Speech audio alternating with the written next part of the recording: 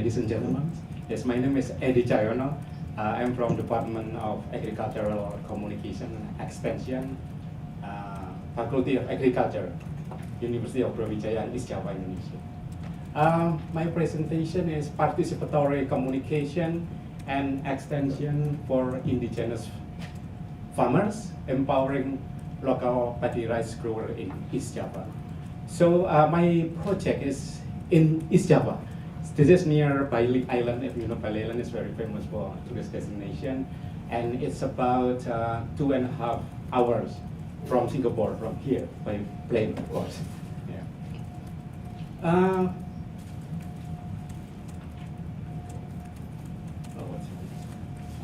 Okay. Yeah. Talking about local paddy rice and indigenous farmers. So the related concept is biodiversity and indigenous community. And the preamble of Convention on Biological Diversity stated that biodiversity has a tight one with indigenous community, in which the community has wisdom. It could be knowledge, practice, norms, technology, or whatever, which is embedded in their culture to preserve biodiversity. That's included also seed diversity.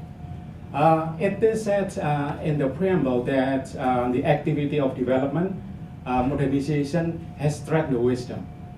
So because of the threat, the biodiversity decreased. That's including also the variety of seeds, and particularly the local rice varieties.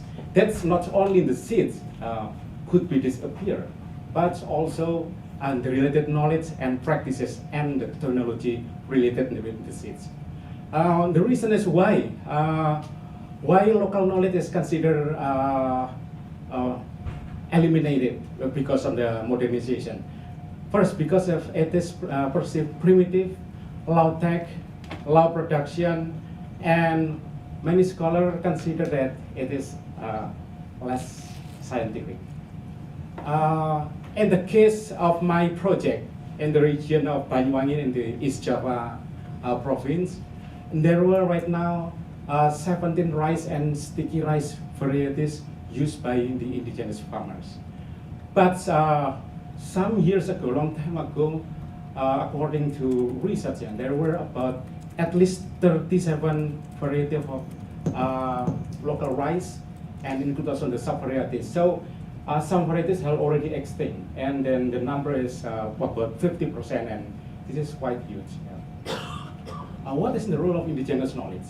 Yeah, according to Flora, it is valuable because it's unique, locally specific, and accumulative across generations. So one generation have knowledge, another generation have added knowledge, and it's become a pool of knowledge. Indigenous knowledge and seeds can be exchanged effectively in indigenous community because they have social capital, they have trust, they have network, they have groups. So yeah, this according to Putnam, this is a social capital for the indigenous community. Yeah, previous studies have shown that around 25% of crops were used for supplying seeds.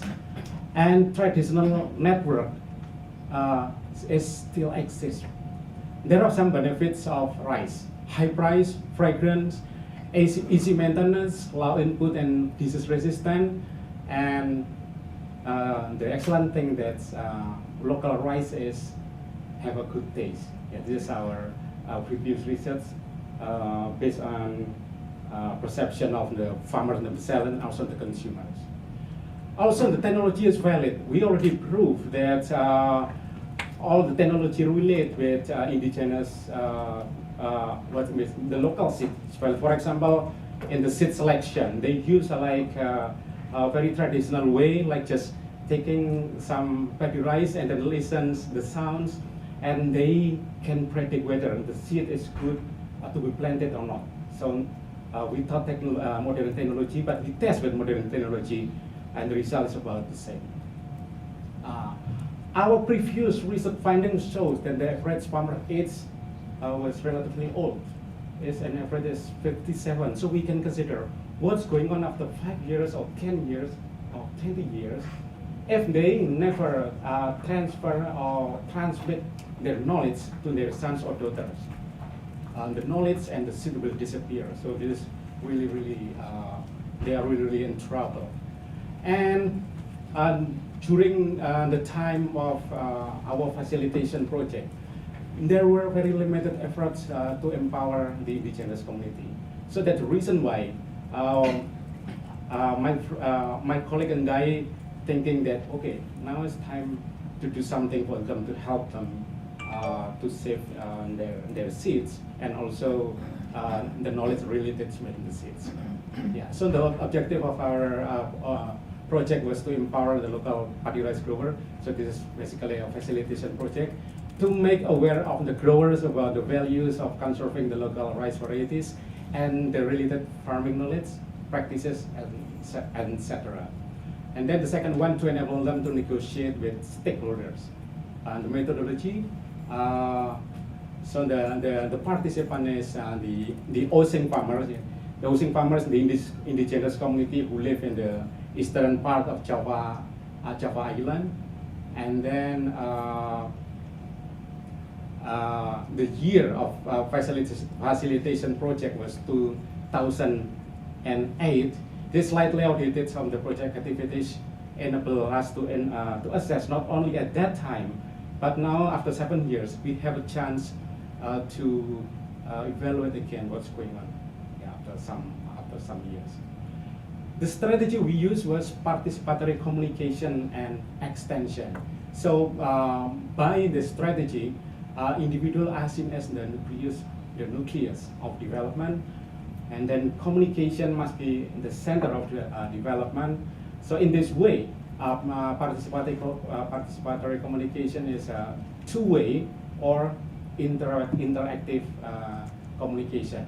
So by the strategy is that communication is not seen only as a linear, so not only transferring information. No, this is still needed, but it's more than that. It's about exchanging information, about how to bind individual, in this case as the farmers, the growers, the paddy rice, the local paddy rice growers, and then to provide a meaningful relationship between all the stakeholders, yeah, for farmers, and then for the researcher, and also the, say, agricultural agencies.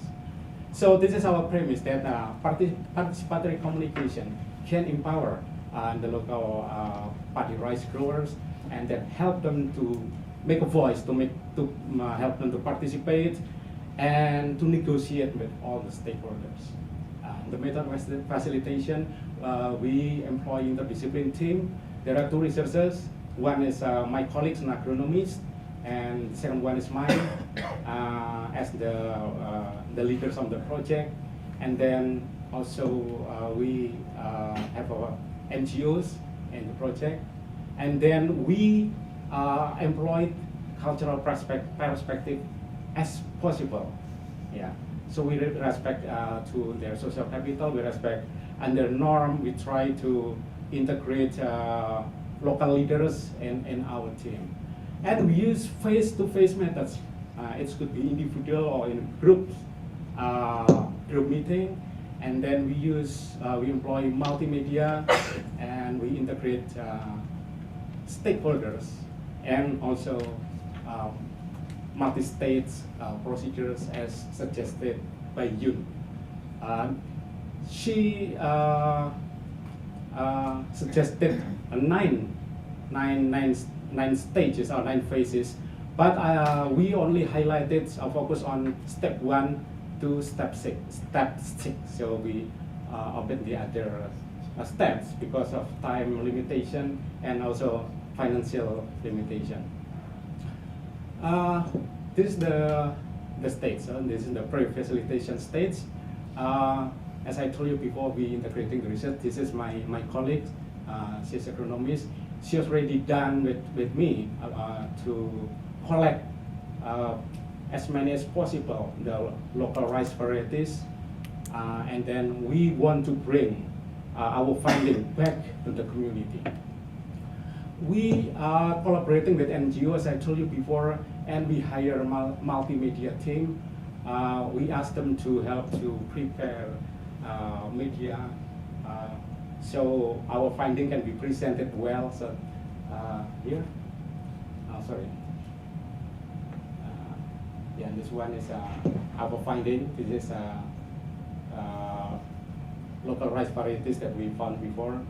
And then this is video. We also develop video. Entering the community. First of all, some of our members staying in the community for a while, so enable us to have a better situation. We know better situation of the local people. We have able to get in touch with key farmers in that area, and then we work with one indigenous leader, and actually not one. He also has some friends to prepare the plan, our plan with them. So the plan is not come from ourselves, but it's a combination of insider and outsider ways. So we discuss intensively how to present our finding, and then to help the local people have voice discussing with them. This is the subordination action. Our team member, this is the student. We also involve undergraduate student. There are some undergraduate students involved here, and then many of us go to the farmer, whether to go to the field or directly to their home, and we discuss about the local rice. We listening, we communicating our plan. Yeah, for example, like this one. Where did you get the knowledge about the Java rice? This one of their answer. From family itself, because starting from the first, my family has been growing rice of the Java types. So I learned from them, and finally, I could go on by myself. Another supporting action, we visiting farmer in group, listening and watching this discussion. So what happened here is that we present our finding, and then we ask them, what's the name of the variety? We actually already get the name from somebody, but we want to confirm. So confirmation is really important. We ask some people to come here, and we want to ask them whether the name is the same, and sometimes the name is different. Yeah, and we also try to ask the characteristic of certain varieties, so we got a lot of information by this technique. This is me. We also can find the network, how the seed distributed among them. Look at this one on the top here. They have a very good relationship between one farmers. Pak means Mr. here. So Mr. A, for example, have connection with Mr. B and C, etc. But some people only have small network. So for example, if somebody, it means that this guy rely on that guy in getting the seeds. So if this guy was, for example, do not plant the seed, and it will be trouble upon this guy if he or she do not have their own seeds. So they really depend on each other. Particularly when somebody die, some people have lost the source of seeds. That's a big problem for them. Yeah, this based on the area. Some people gather in one area, but some other farmers far away, yeah, in remote areas. So in case they have problem with seed, they must go to that area, or if they lost connection, and it will be a problem for them too. This is another our finding. Local rice is not only about technical things. So from this discussion, we know local rice have close relationship with their culture. This, for example, every time in harvest time, they always play music. Yeah, they play traditional music. And in the past, the music, the instrument always associated with the local rice, because at that time there is no modern rice. So when they play the music, they always remember about the local rice. So there's a big connection between things. And then we ask them to come together. There are about 25 farmers we try to invite to come. Not all of them able to come.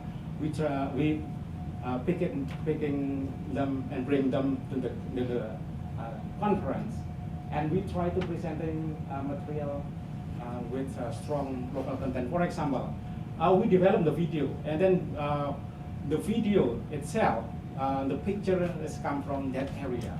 So it means that the actor and the actress and the farmers themselves. So I guarantee that people will very, very interested with the video, because he or she become actors in that movie. Yeah. And then this is the team.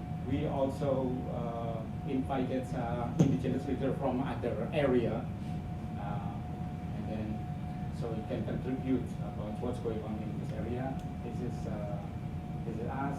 This is a local leader. This is indigenous leader, and this is undergraduate student. And this one is the farmers. There are male farmers and women farmers too. And the most important things during the discussion, during the conference is reflection. We want to know what their need actually, what their aspiration. For example, they're very concerned on sustainable. If possible, there should be farmers who continue to plant the Java rice, and the more growers, the better. They need partnership. They feel that they don't want to do by themselves. They are too weak, and they need partner. I feel there is no party that defends the interests of farmers. Yeah. So we need volunteers who want to fight to help small communities. The government should seek breakthrough, look for steps to improve creativity of farmers to grow paddy rice. This is according to the indigenous leader. Kemiren is the village in Banyuwangi where people still hold their custom, and designated as a tourist village based art and culture. There is an initiative from the government to create a culture house, but it is the people themselves who organize object for art and culture. Okay. And this is the most important finding. I'm not so intensively lobbying the government. I just fostering the public about how the social and cultural side can contribute to the government. Yeah. So what happened is that recently, the government has initiative to develop that area become ecotourism area. So when I did the project around 7 years ago, this is not yet the government have not yet this initiative. So it's just very recent. So basically they are very lucky because the government now pay attention on the culture, and because the seeds and the farming practice is part of the culture, and then suddenly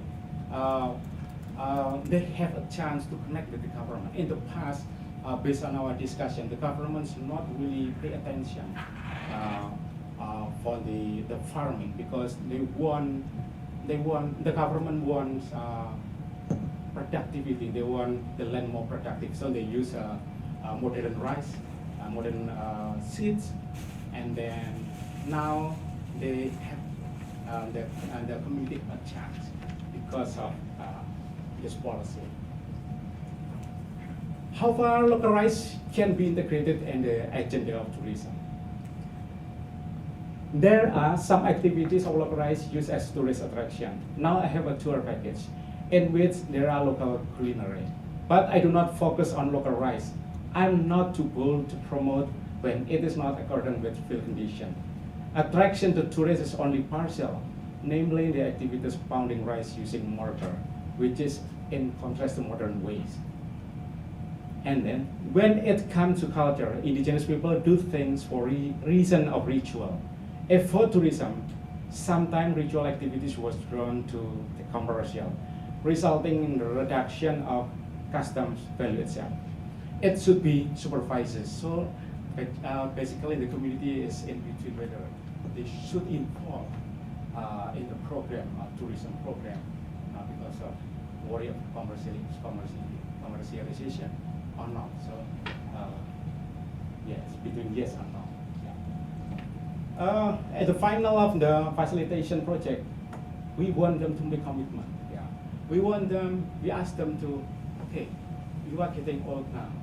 This is your chance to transmit your knowledge to your son and to your daughter, or the community will have trouble in the next 10 or 20 years. And then, because at that time, the government have not recognized them, we try to give certificate just to tell them, okay, what you've done is really, really good. Yeah, you save in the city, you save in the technology, you save in the practice. So, yeah, at the time, I think it's really, really valuable. But now the government have more awareness about this thing. This is the indigenous leader. This is from the local community, and this is from the Austin community, and this is the women farmers. And then later, we withdrawing from the community. As I told you before, we only do phase number 1 to number 6. We do not work for number 7 until 9. And then this actually become a big problem that maybe we can discuss later.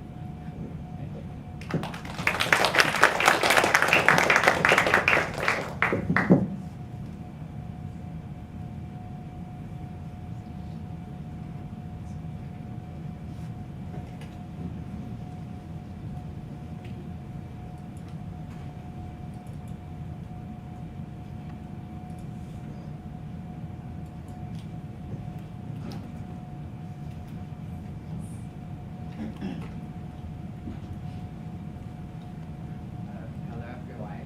Is everyone at the back can hear me? I'm not a big fan of using microphone. Is that okay? Okay.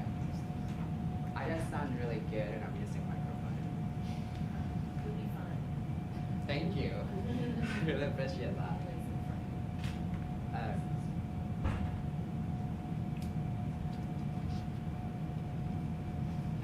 He's on already. It's over. Yeah. I'm sitting there processing microphones too fast. Well, my name is Abdul. I'm a graduate student, and Natalie is my academic advisor. I think I'm Latina, Pauline. Okay. Yeah, let me do Thank you. My name is Abdul, and Natalie is my academic advisor. She is traveling. She's in Chiang Mai for, I think she's supervising other students. So it's my part now to talk about this. Thank you so much, Paige, for talking about Indonesia, and I'll be also talking about Indonesia, but from different island. Today, I hope it's not really depressing because I know everyone is looking forward to lunchtime. I don't want to hold everyone to have a late lunch, so I'm going to speak as fast as I can. Change in violent conflict and another thing. Up and down. Up and down. Yeah. Yeah. Okay, got it. So it's sort of a summary what I'm going to talk about, but before that, I would like to tell you that I'm a little bit positivistic, so don't hate me because of that. I know everyone is very close for studies. Don't kill me because I'm doing something a little bit positivistic. And then my background is information behavior, so I would like to see conflict situation from the perspective of information behavior, which means how people use, search, and share information, and also what is the social effect of getting information. One of the work that I would like to cite is from Alveda Chapman with her theory about information property theory. It looks familiar, doesn't it? We were just talking about Indonesia, but I'm going to talk about different island. When I'm talking about Ambon, how many of you have heard Ambon before in this room? 1, 2.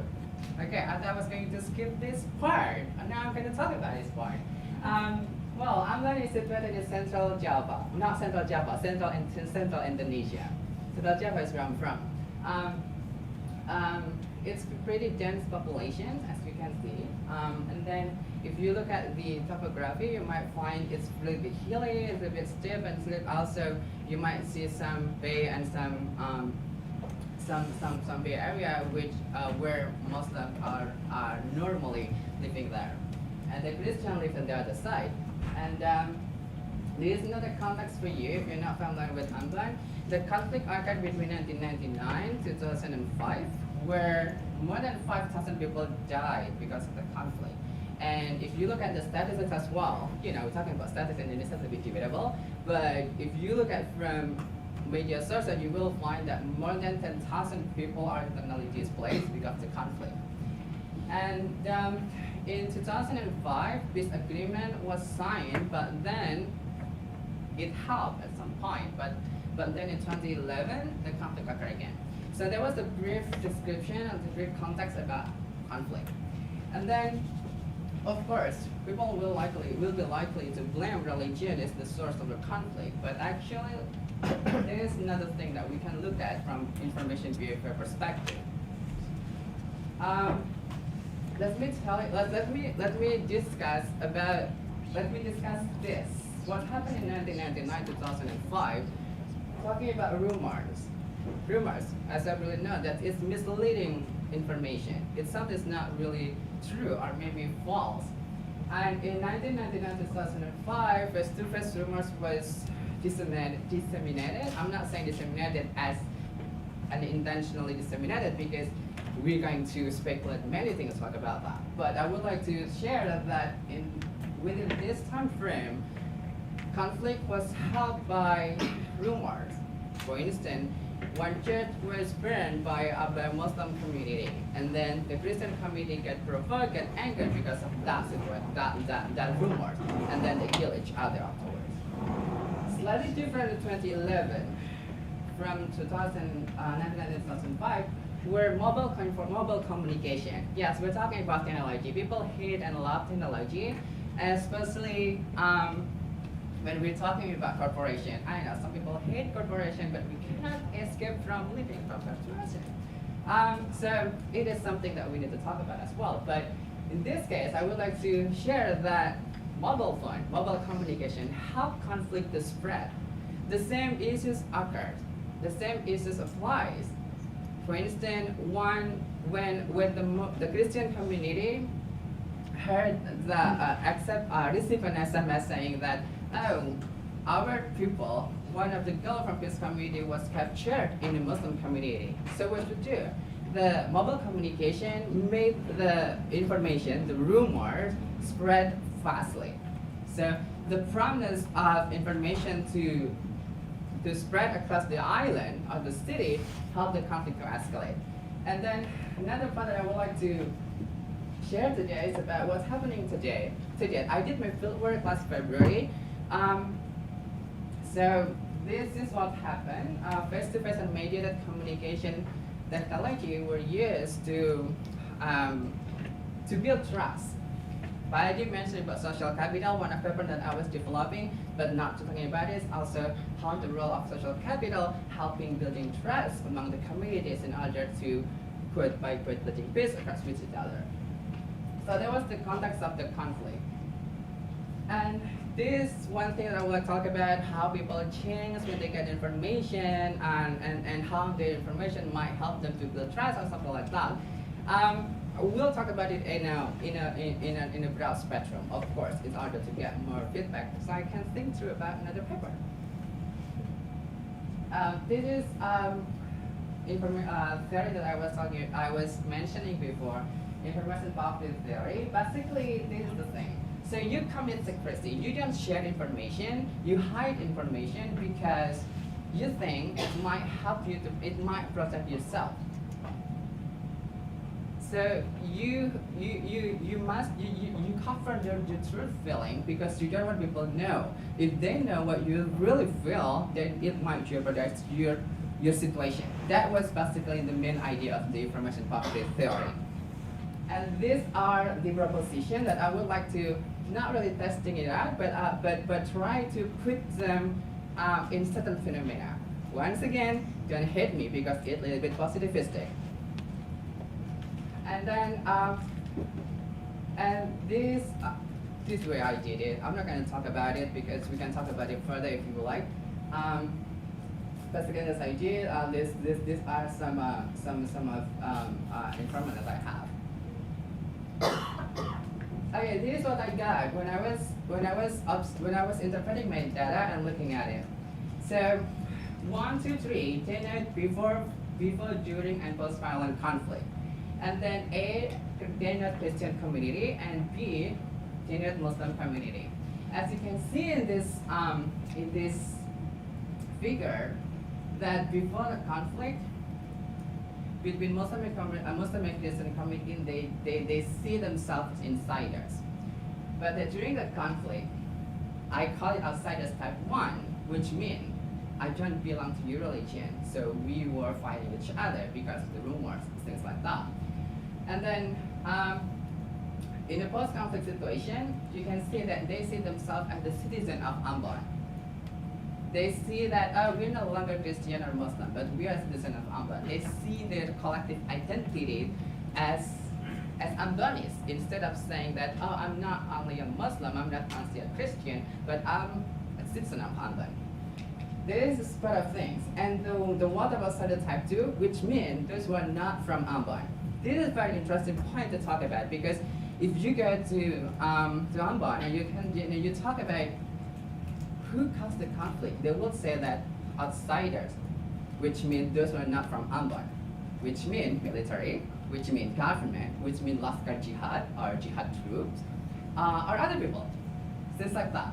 So that was part of the narrative. But I'm not going to talk about narrative in detail, but if you would like to know, please feel free to ask question. To make this figure a little bit concrete, this is one of the examples how the evolution occur between among Ambonis, insider type 1, and then outsiders. You can see here between us, they used to think that Christian is not equal to Muslim, which is correct, which is true. That is part of the reality. And then, as I said before, these outside the type 2 people, they see people from other island, from other city, who create a conflict, but they didn't know that. And this is one of the example of how they build their own their collective identity as a citizen of Ambon. Insiders A plus B, the accumulation of insiders of type 1, and the insiders before the conflict. This happened in a post-conflict situation. And this is what I found when I was looking at information policy theory. Well, how does it work? How does it work in a situation of conflict? So I didn't really go through the propositions, but I think it's sum them up. For instance, during the violent conflict situation, information was ignored, which means, oh, why have to listen about Christian community? Why have to listen Muslim community? They're not part of us. Even though if I talk to them, if I share information, my situation, it might help the community to be better off, or it might prevent conflict, but I don't want to listen to that. That was happening in a conflict situation. And then I will jump to the what's happening in the post-conflict situations. For instance, self-protection and low of trust and high risk. So in the situation of low trust, of distrust, and then a risky situation, people don't share information because they see that sharing information might jeopardize their situation, the reality of life. Let me give you another example to make this figure come into reality. I don't feel like talking about it. Maybe if you study about, like, for instance, maybe you can see something about grief here, something about fear, something about distrust, something about too risky to talk about a real situation, or maybe my true situation. People are always debating about which one is real, which one is true. So in this situation, this informant rather hide information about his feeling of living in the border, at the borders area, because sharing information, once again, might trigger another conflict. So you might want to analyze it from negotiating identities. You might want to analyze it from how power relation evolved between the Muslim, between the Christian in this situation. But this is another, and this is, I think this excerpt summarize what information poverty is in this situation. And I would like to conclude with implications. I know I'm trying to make it very practical because you know people don't really want to talk about things so what, especially if you're in the field. I will jump to the second implications. Most significant change evaluation method. I think it's really important because many people always talk about it, but they don't really know how to do it. And it is very important to find find from the initial start to the end, or if you see change and something that really evolving all the time, you want to see when you need to give intervention, or you might want to see in which stage you might want to jump in, so where the conflict is not happening. That's one of the things that I was thinking when I was writing a paper. Of course, it is a preliminary implication that needs further discussion. I think I will stop here, and I'm looking forward for hearing inputs. Thank you.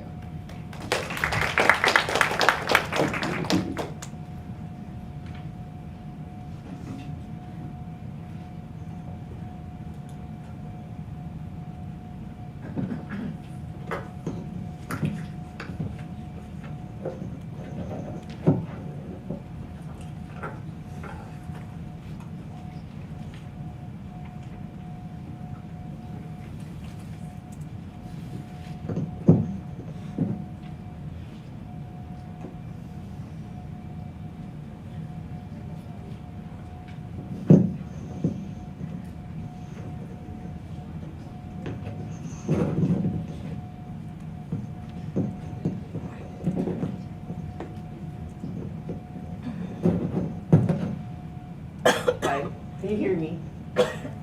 Yeah. I'm JM. I'm from the University of the Philippines. Yeah. And the other people here, the other presenters here talk about Indonesia. But I'll be talking about. It's not working. Oh. Okay. I'll be talking about the universe. Probably know her. Probably seen her. Sorry. This is Mia Wordsback, and she was recently crowned as Miss Universe 2015-2016. Yeah, and to many, she's a symbol of women empowerment, confidence, and beauty. And to many, she's a symbol of Filipina empowerment, the status of women in the Philippines. And you probably think those coming from other nationalities that Filipino women are empowered and are free from any forms of subjugation and control and oppression and abuse. In 2013, the Philippines ranked 5th worldwide in gender equality, and was, as a matter of fact, the only Asian country included in the top 10. That's according to the World Economic Forum. However, the narrative told by media is a little different from the stories lived by many Filipino women. For example, according to the National Demographic Household Survey, this is a survey conducted in the Philippines, 1 in 5 women aged 15 to 49 experienced physical violence since age 15. Similarly, 14.4% of married women experience physical abuse from their husbands, and 37% of separated women cited domestic violence as the reason for separation or annulment. The list goes on and on and on. But just to summarize, according to the Philippine Commission on Women, the violence against women cases reported to the Philippine National Police starting 1997 until 2013 are on the increasing trend. It's like what's presented here in the figure. Now it's curious and interesting to ask, how does the Philippine government, most especially health institutions in the Philippines, cater to the needs of these women? Women who have been abused by their husbands, by their partners, even by their family members.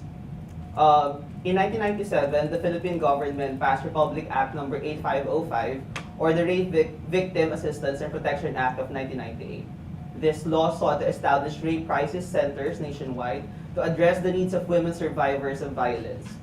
The law was even strengthened by an administrative order under the Aquino government, mandating hospitals retained by the Department of Health and supported by local government units to establish Women and Child Protection Units, or WCPUs, in 25 provinces nationwide. Now, one of these hospitals is the Philippine General Hospital, or PGH. PGH is a government-funded public hospital administered and maintained by the University of the Philippines, Manila. it caters to around 600 patients every year, most of whom come from poor to very poor economic backgrounds. The PGH, as mentioned, has a well-established women's desk, right? No? And it's located at the emergency complex. Actually, when you pass by it, you wouldn't know that it's even an office. It looks like a cupboard.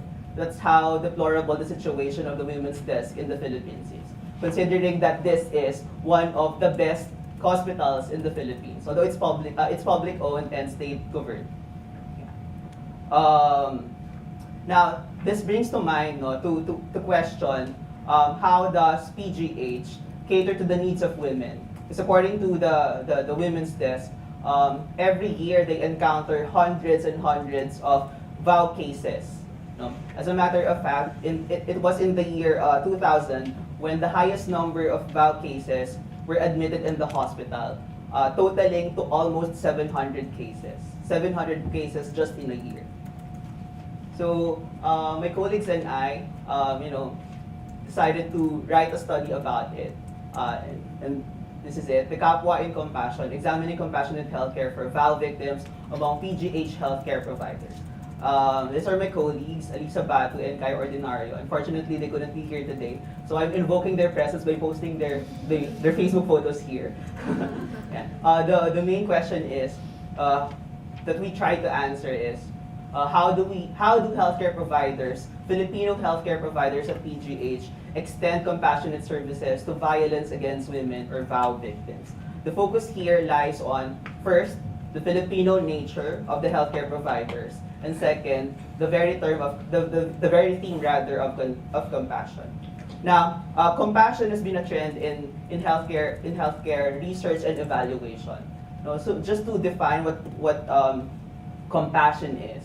Compassion, according to Karen Armstrong, is the golden rule, stated either in positive or negative version. Do unto others what you want others do unto you, or the negative stance of it, do not do unto others what you don't want others do unto you. However, Van der Singel argued against it.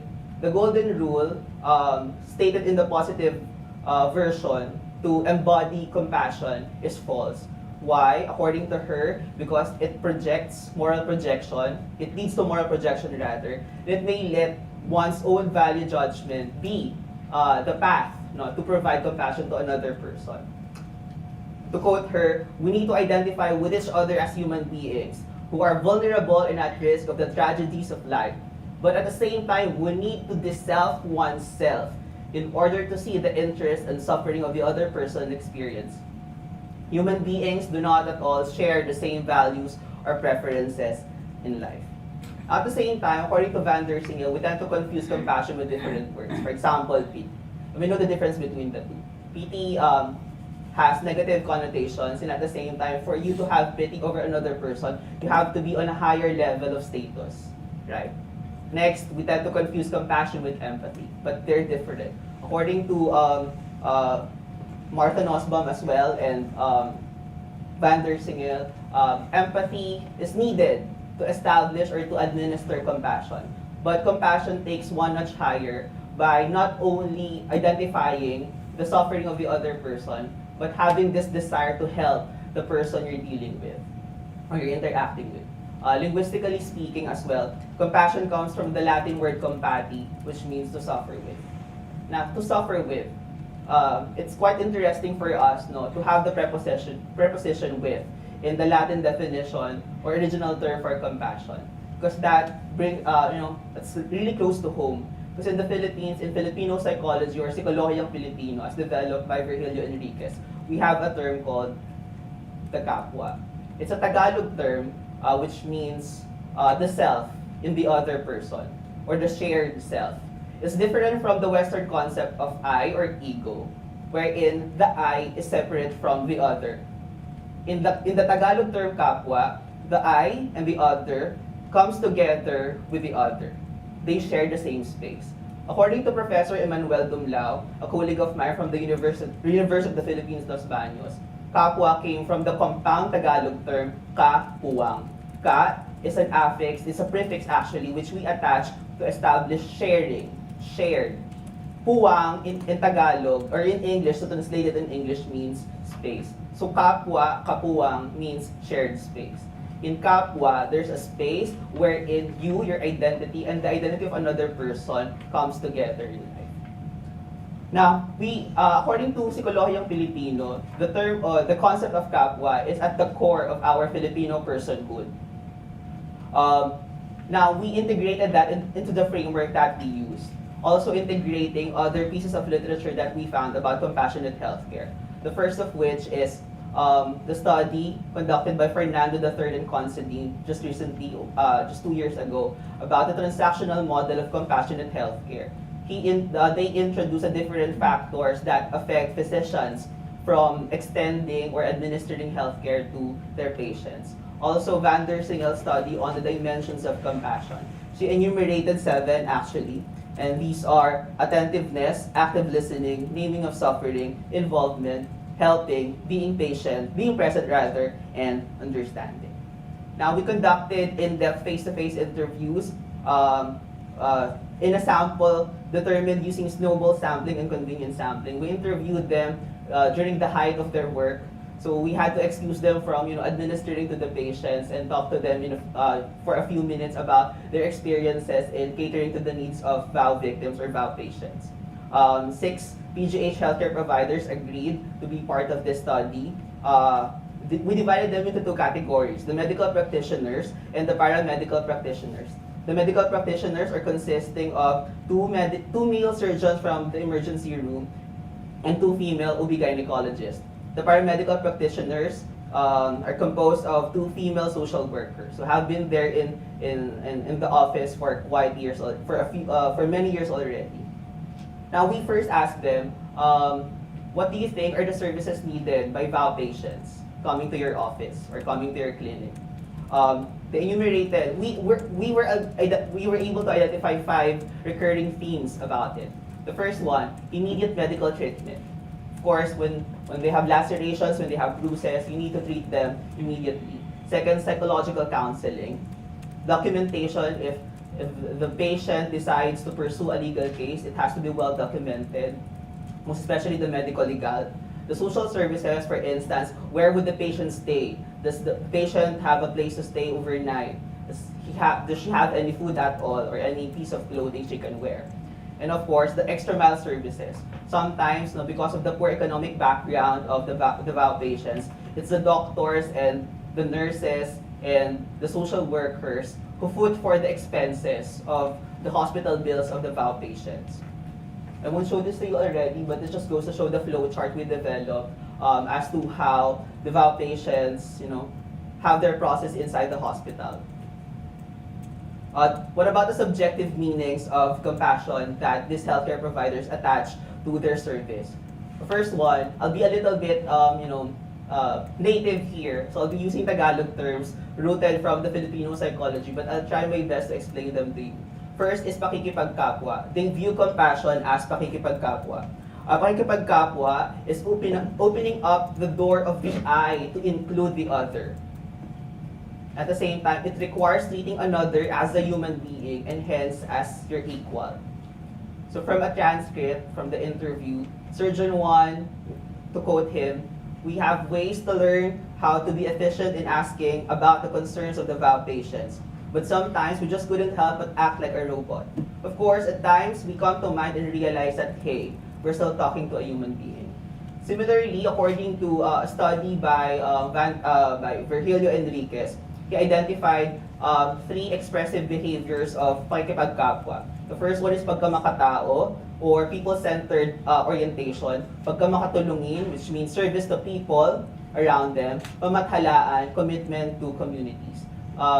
Based on the findings, all the healthcare providers in the interview or in the study were able to demonstrate clearly service to the people around them and service to the community.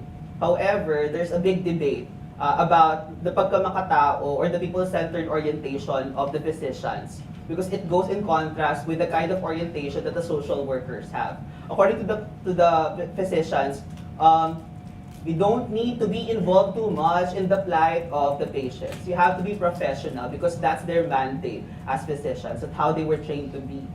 However, upon a closer introspection of the text of coming from the interviews, we came to realize that it's not really distancing yourself away from your patient. It's actually helping a big number of patients coming to their office asking for their help.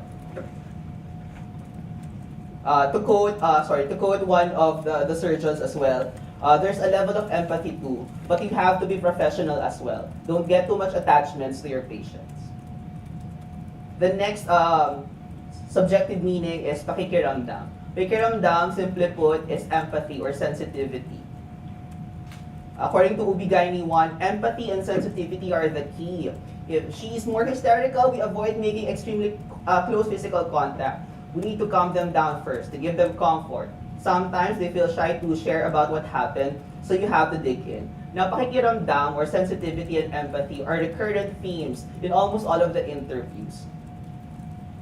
Next is kagandahang loob. Kagandahang loob is a shared inner nobility or shared humanity. To quote Ubigaini 1, the patients are the ones we place on top of our priorities. We even sacrifice going home on time for them. If we don't have any compassion, we would have simply observed regular office hours and take off. But we put them first above, their welfare first before ours. This goes to show that they just can't detach themselves from the suffering of their patients. Next is asal. Asal is the expressive aspect of a person's behavior. It's one of the elements of the Filipino value system. Now, we were able to categorize the expressive behaviors of asal into three. The verbal approach, the verbal aspect, the non-verbal aspect, and the general aspect to create a climate of conversation with the patient. Now, for the verbal, it depends because it's highly contextual. Sometimes physicians tend to directly ask questions about what happened or to be a little subtle about it. But what's apparent is that they avoid the use of the word bakit or why. They don't ask the patients, why were you abused? Because that's absurd, that's insensitive. They let the person speak for themselves. They let the person shape her own narrative and tell her own story at her own pace. Non-verbal, paralanguage, tone of voice, haptics, proxemics, facial expressions, and approach. Of course, you need to be sensitive and person-centered. Just be quick about it. Virtue, they view compassion as a virtue. It's an individual's excellence in theory, in practice, as well as in moral virtue or excellence in character. According to Ubigaini 2, of course, you should not judge them. It's the key word here, not judging the other person. Also, there's a dichotomy between call of duty and social responsibility. Sometimes there's dissonance. Why are we helping these vow patients? Is it because it's our call, our mandate, because of the Hippocratic Oath? Or is it because we need to provide for them? Based on the research findings, extending compassion can sometimes cause dissonance. Yeah, just like what I mentioned. According to Ubigaini 2, I can't be too involved with them. That's the context. Because I'll get depressed. Sometimes your judgment gets clouded. Sometimes you must be objective. Although you pity their situation, you need to distance yourself. Whenever your patient dies, you would cry for them all. What about your next patients? So still, they're prioritizing the patients coming to them. Of course, they view compassion as a social construct. It's not something that can be taught to them. It's something that they develop for themselves. Now, the dimensions of healthcare compassion, we categorize it into three, following the framework of Way and Tracy. Recognizing, relating, reacting. Basically, the same arguments or dimensions proposed by Van der Singel. But we wanted to add, based on the findings, we wanted to add another dimension, and that is empowerment. Because most of the physicians and the social workers, they wanted to educate, they wanted to make the patient more confident about herself, about fighting for justice. Of course, the different factors affecting healthcare compassions are also the same. We have the factors coming from the healthcare provider, the intelligence that he has or she has, or the training that he had, or even the gender. Patient factors, the relationship between the patient and the physician. Clinical factors as well. Yeah. And what's more important is the organizational or structural or institutional factors. Because this is really limiting the kind of service that they're extending to the VAU patients. In the overarching context of sociocultural factors. I would just like to discuss this very quickly. Based on the study, we were able to identify and enumerate problems that they encountered in delivering compassion. The first one is the organizational instructional aspect, which includes, of course, the lack of support from the government in terms of catering to the needs of patients, most especially VAU patients in the Philippines. For example, there's a needing facilities or physical setup for a women's desk and its patient. It needs larger women's desk office space. It needs proper storage area for a rape kit. It needs dedicated examination rooms. Because there's no privacy. They had to tell their story over and over and over again in front of many people, in front of bystanders and other patients beside them. Also, there's a lack of budget, and at the same time, there's no efficiency in the process on the end of the patients. They had to travel from one office to another just to get accommodated. Problems encountered in delivering compassion. Number 2, the socio-cultural factors. Although this isn't really in the scope of PGH, but we believe that it's part and parcel of how compassion is being extended and received in different areas in the Philippines. For example, abuse happens and it continues in part due to the existing traditional views on the place of Filipino women in society.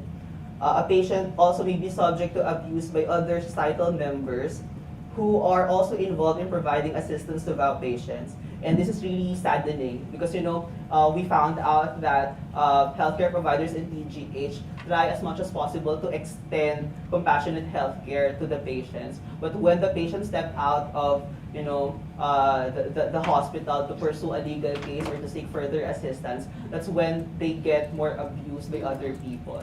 They're being blamed for the kind of circumstance that they had. Values and judgments from other members of society, from those in the legal system to law enforcement, are a means to void compassionate healthcare already extended to VAU patients. Now, we took the liberty of recommending some amendments, both in theory and also in practice. First one is that we include empowerment in the kind of compassion, the dimension of compassion that we are extending to VAU patients. Also, we need to convert PGH Women's Desk into a one-stop shop where all the services extended to VAU victims may be accessed. Public and private-run hospitals must step up their services to ease the congestion in hospitals like PGH. This will also improve in the long term the services extended to VAU patients. The document used by PGH for VAU patients must reflect the process, and there's a need to develop a communication plan for the Women's Desk to promote awareness on the services that they may provide to VAU patients. Also, there is a need to provide VAU-specific training for medical practitioners, and in the biggest context, education reform geared towards gender rights and gender equality in basic education institutions, and there's a need to strengthen institutional support through provision of resources and facilities necessary to deliver compassionate healthcare. So that's our study bibliography. I do not own any of the pictures or images shown in this presentation. Thank you.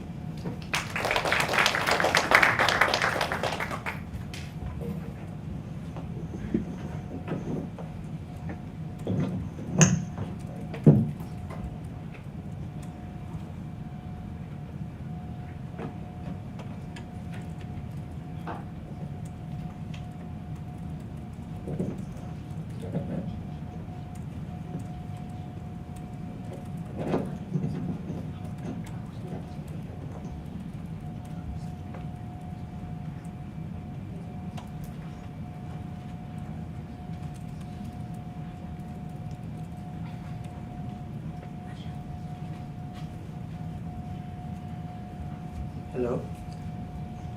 So first of all, good morning. Before I proceed with my actual presentation, please allow me to talk a little bit about myself. I am Paulo Regel Samonte. I'm a fresh graduate actually of a bachelor's degree in the University of the Philippines, Los Baños, which is the same university where Sir J.M. Mbate and the rest of my friends from the Philippines are from. But right now I'm working in Thailand. I'm based in Mekong Institute, which is in Khon Kaen, Thailand. And I'm not entirely new in NUS. I've been here in 2014 as an exchange student. So this paper is actually from my undergraduate research, which I did while I was in college. And it's funny because yesterday I found out from my references that one of the sources of my information was actually Ma'am Rosel. who graduated here. So yeah, my study is that new and fresh. So why am I saying all of these? I'm saying all of this so that you would be gentle about my research. So while most of you are doctors and experts of your field, I'm just a novice researcher who happened to have an interest in the phenomenon of migration. So please be kind to me. But kidding aside, apart from that, I also wanted to talk about myself because myself and my experiences are an integral part of the research itself. So without further ado, let me proceed. Let me introduce to you my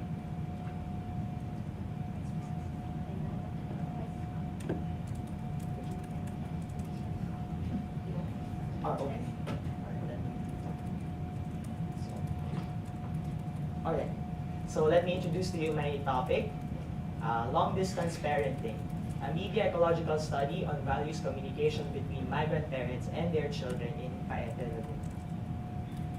So just to give you a quick background or the agenda of my presentation. So first I'm going to talk about very briefly about my topic, and then the rationale and background of my study, the objectives, the methodology, the results and discussion, and finally the recommendations.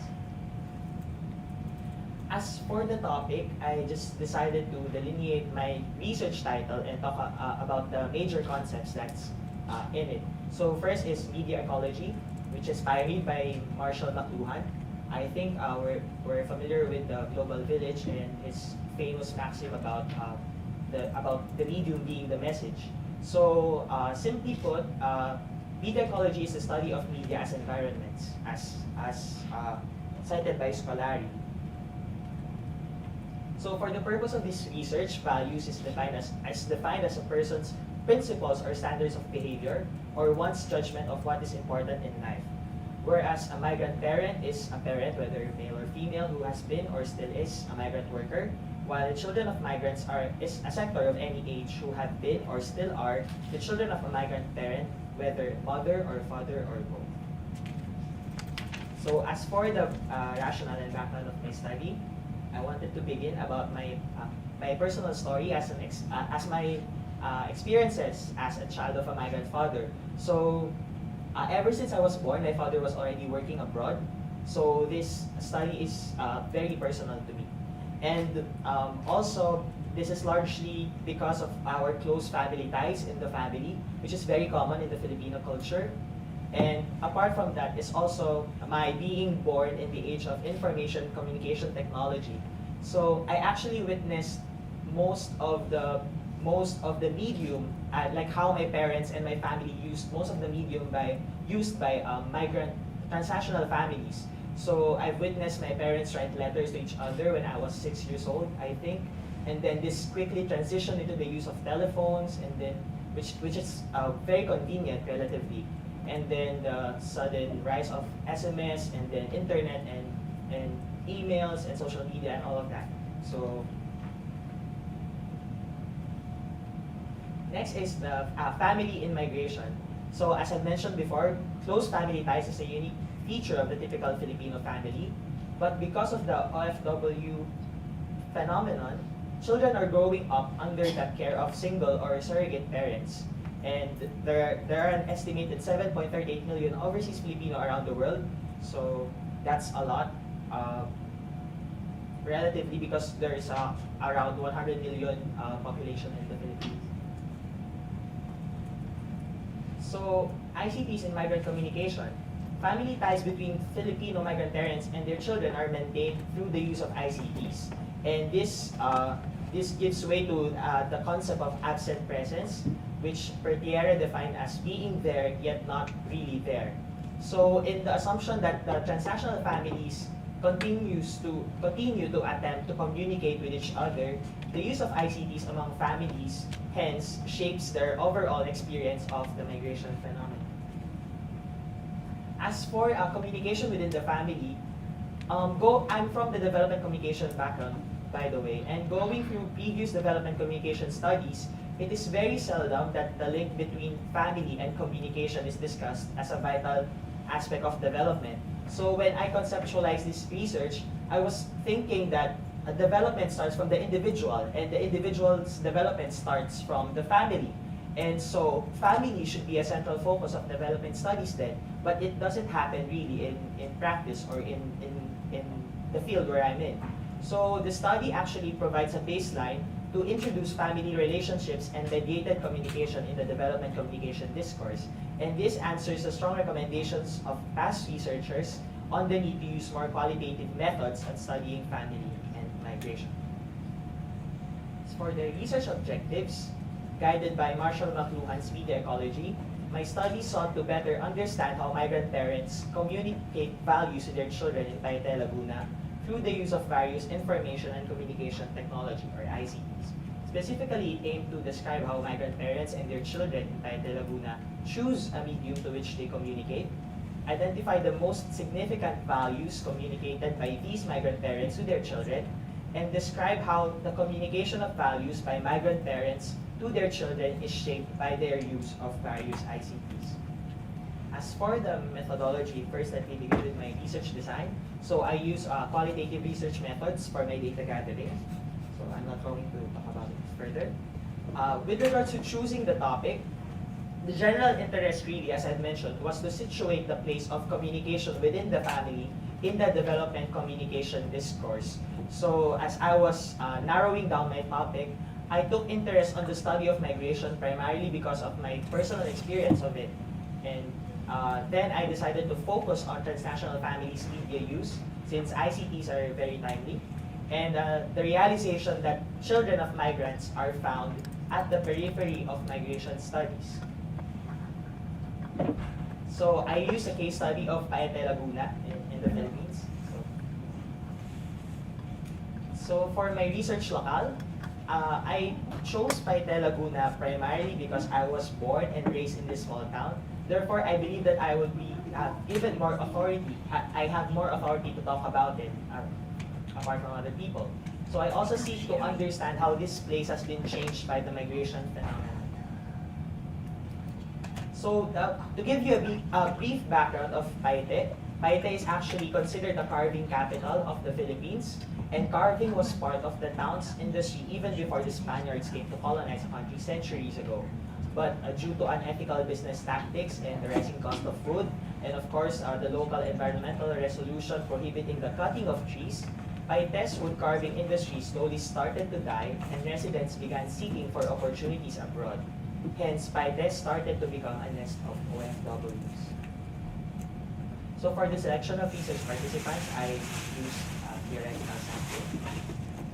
And finally, I came up with 5 relevant participants who I thought were the most qualified people for this research. So first is my elementary school teacher, Roma, who is OFW, who has also a mother who used to be an OFW as well. So second is Rem, who is a family friend, who's from a very religious family background. And third is Maris, the aspiring teacher who's from a very poor neighborhood. Next is Grace, the good girl, who is actually my classmate in elementary.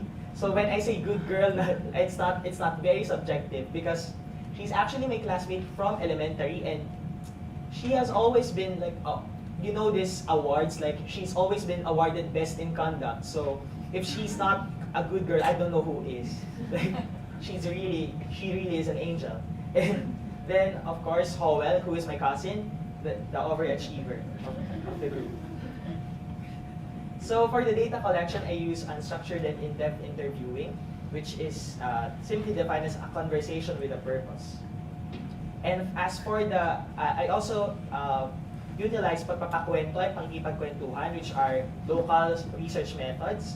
These methods are more applicable when the researcher and the research respondents themselves are no stranger to each other, which is in my case. In this case, rapport needs not to be established as the participants are willingly open to share their stories. So as for this one, according to Gadamer, the search for understanding requires the interpreter's awareness of their own bias and preconceptions, affecting the habit of projecting a meaning for the text as a whole as soon as initial meaning is grasped. Thus, researchers should bracket their biases and own them fully, becoming self-aware that these biases would color their interpretation of the text.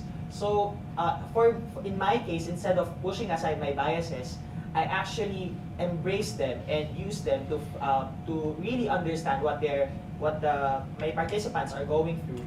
So because I understood my participants' experiences based on my understanding of my own experiences, I, as the researcher, became inseparable from the data. So the analysis came from interview transcriptions, field notes, and personal observations. And now, the results and discussion of the study.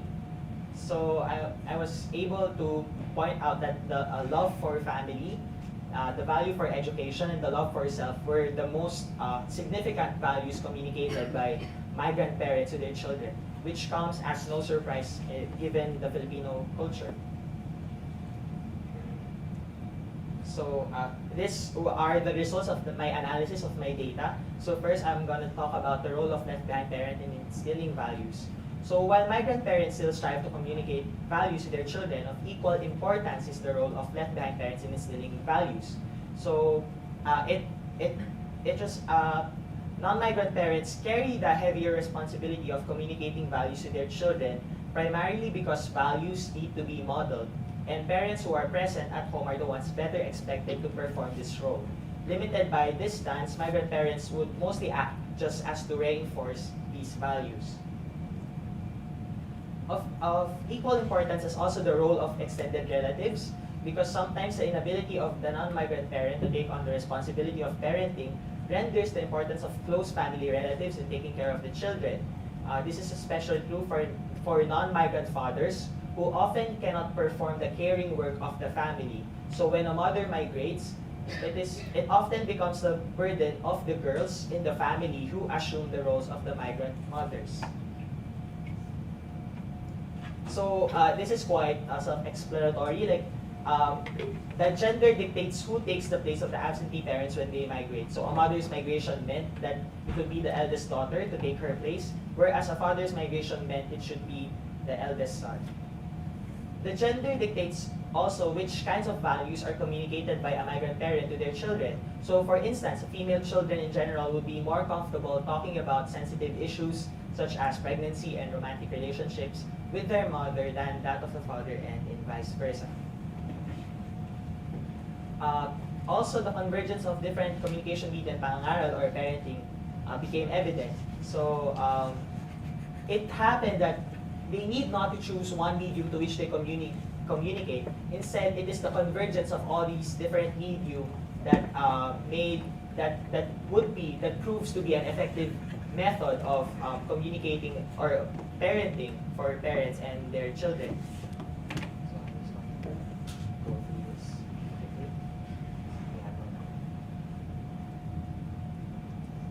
Alright. So this one is now I'm going to talk about the values communication as rendered in various media. So first of all is the video calls features as effective tools in parenting. So as a result of my study, because of the video call's ability to enable surveillance and allow for the presence of both the voice and the face, it becomes a viable medium for parenting. Its effectiveness as a medium for communicating values lies in the enabling of direct observation of children's behavior and situation. So one of my respondents actually, he cited this instance wherein he offended his mother and his father was there in the computer, in the Skype. So the father could actually observe what was happening real time. Therefore, he was able to scold his son during that situation.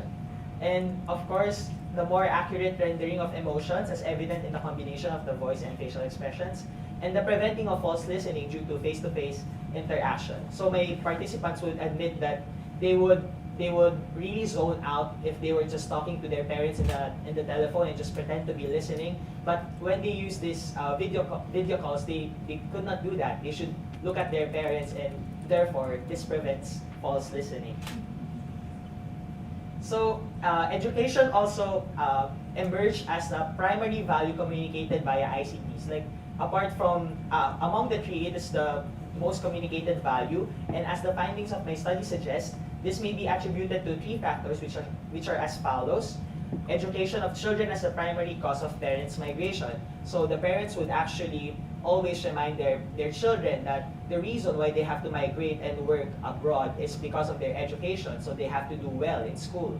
And also education as a means to escape poverty. This is very evident in the Filipino context. Even the media portrays education as a very important tool for people to rise out of poverty. And of course, education as a key to prevent the possibility of further migration in the family.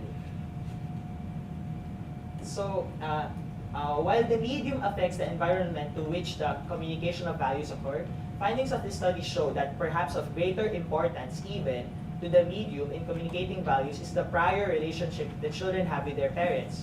So the level of disclosure that children have and the effectiveness of values communication, it turns out, is still largely dependent on their interpersonal relationship with their parents rather than the media used. So communication media, therefore, are only objects to which interpersonal relationships are maintained. And as could be gleaned from the findings of this research, values communicated from a distance by a parent to a child are likewise values passed on to the rest of the family members. This is apparent on how children of migrants communicate to their younger siblings the values taught to them by their parents abroad, or how these values are passed from one generation to the next. And while this study focused on the explicit communication of values through the use of ICTs, I found out that values passed forward did not always communicated verbally, as sometimes the mere act of parental migration is enough to communicate these values. So this is evident in two of my research participants who said that certain values need not to be reminded to them because they already know this. Like this, they know this is the reason why their parents are away. So you know, this exhibits how actions, rather than words, sometimes communicate values best. And lastly, ICTs in communicating love. So for each and every one of my participants, the answer to the question, do ICTs and long-distance parenting help parents communicate love, is a positive yes. But looking past the yes-no dichotomy, the bigger question really is, to what extent do ICTs communicate love? More so, is mediated communication enough to communicate love? This important question is yet to be answered. Lastly, for my recommendations, for government, non-government, and media institutions, the government could create a more accessible migrant communication mechanism, for instance, a subsidized international phone calls or free video call usage. And furthermore, they could, human development organizations can create awareness as to how parental migration's social costs could be lessened. And mass media may produce television shows that portray the lives of children of migrants. It should be aimed at giving the mass a deeper understanding of the effects of migration in the individual level, effects of which are seldom discussed in the wider public. As for future research, a similar study conducted could be made for the older forms of media such as letters and cassette tapes, and of course focusing on the migrant parents' perspective instead of the children, and a similar study focusing more on a specific value, for instance reproductive health, or a different topic altogether, for instance conflict resolution, and a similar study employing other qualitative research methodologies such as visual ethnography and life history. That's all. Thank you.